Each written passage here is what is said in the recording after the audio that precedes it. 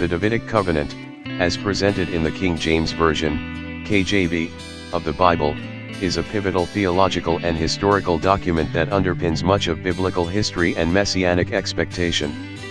This covenant, articulated primarily in 2 Samuel 7:8-16 and 1 Chronicles 17:7-14, establishes a divine promise to King David and his descendants, offering both immediate and eschatological significance. Textual analysis. The KJV renders 2 Samuel 7:12-16 as follows. 12 And when thy days be fulfilled, and thou shalt sleep with thy fathers, I will set up thy seed after thee, which shall proceed out of thy bowels, and I will establish his kingdom. 13 He shall build an house for my name, and I will stablish the throne of his kingdom forever. 14 I will be his father, and he shall be my son.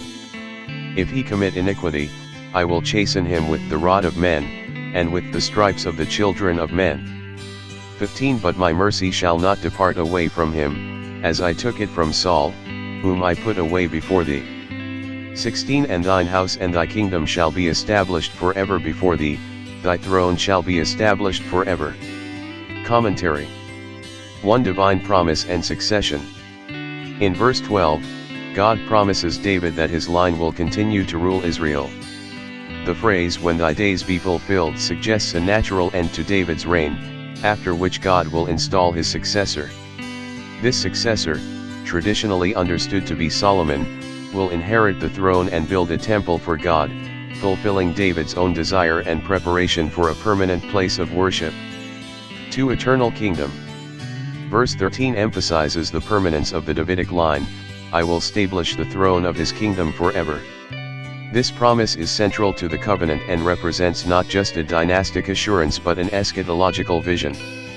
While Solomon's reign was not literally eternal, this verse is interpreted as extending beyond Solomon's lifetime, pointing to a future fulfillment that Christians believe is realized in Jesus Christ, the Son of David.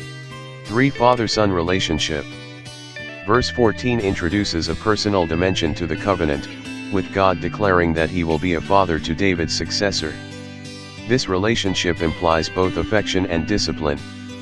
The phrase "if he commit iniquity, I will chasten him with the rod of men" acknowledges the fallibility of David's descendants and the potential for divine correction, yet it also underscores that God's covenantal mercy will remain steadfast, distinguishing this covenant from the one with Saul. 4 Continuity and mercy. In verse 15, God contrasts his enduring mercy with the fate of Saul, whose kingdom was rejected. This assurance of mercy highlights the unconditional aspect of the covenant, stressing that despite the potential for individual failings, the divine commitment to David's line is unshakable. 5 Everlasting throne. Finally, verse 16 reiterates the central promise, the establishment of David's house and kingdom forever. This eternal perspective elevates the covenant beyond the immediate historical context, embedding it into a broader theological framework that anticipates a messianic ruler from David's lineage. Theological implications. The Davidic covenant is a cornerstone of both Jewish and Christian theology.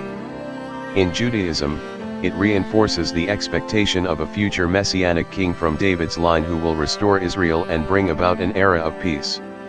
For Christianity, this covenant is seen as a prophecy fulfilled in Jesus Christ, whose lineage is traced back to David, thereby linking the New Testament to the promises made in the Old Testament. 1 Messianic expectations. The promise of an everlasting throne has been central to Christian eschatology. The New Testament writers frequently draw on this covenant to validate Jesus' messianic claims, portraying him as the ultimate fulfillment of God's promise to David. 2 Covenant and continuity. This covenant also illustrates a principle of continuity in God's dealings with humanity, wherein the promises made to David are viewed as part of a larger, unfolding divine plan. The idea that God's promises extend beyond individual failures and historical setbacks reinforces the notion of a persistent and reliable divine purpose. 3 Royal priesthood. The expectation that David's successor would build a temple and maintain an everlasting kingdom connects the themes of kingship and priesthood, pointing to a holistic vision of leadership that combines spiritual and political dimensions, ultimately finding its most profound expression in Christ. Conclusion. The Davidic Covenant, as articulated in the KJV, is a rich, multidimensional promise with deep implications for biblical theology and eschatology. Its portrayal of an eternal kingdom established through David's lineage provides a foundational understanding of both Jewish and Christian hopes for redemption and fulfillment. The covenant underscores the themes of divine fidelity, merciful discipline, and the ultimate realization of God's promises in the person of Jesus Christ.